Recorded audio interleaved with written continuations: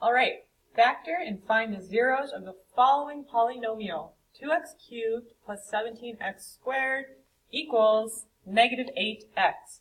The first thing we want to do before we start factoring is to take that negative 8x and get it onto the other side. So our new equation is going to be 2x cubed plus 17x squared plus 8x equals 0. The next step is to look for a GCF, or greatest common factor. I see that they all have an x in common, so I'm going to go ahead and take that out. X, and I'm left with 2x squared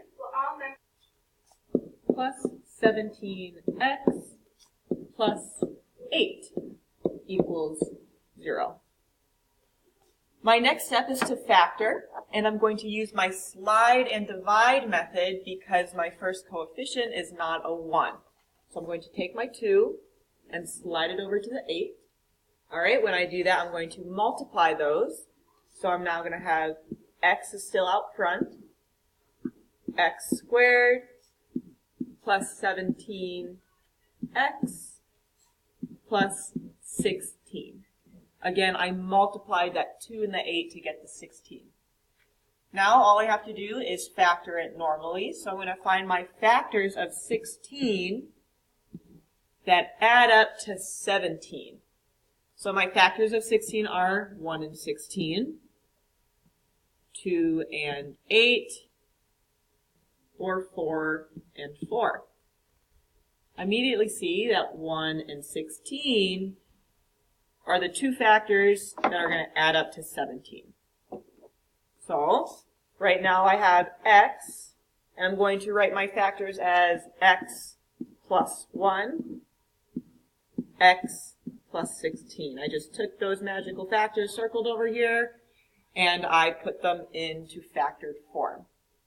Since it's the slide and divide method, I'm now going to divide by the very number that I slided. So I'm going to take that 2 and divide the 1 by 2 and divide the 16 by 2.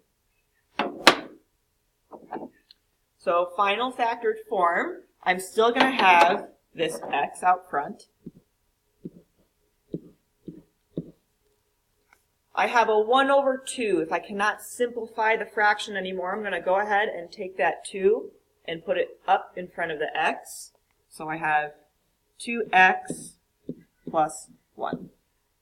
And my next factor, since 16 divided by 2 is just 8, I get to write x plus 8.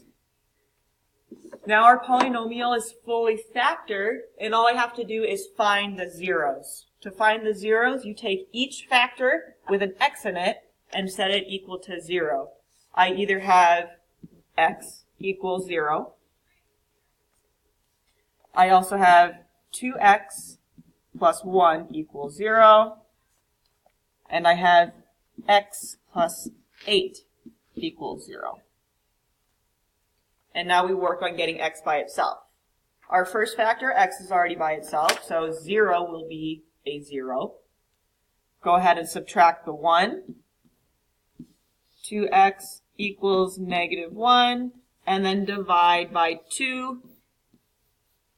So my second 0 will be x equals negative 1/2.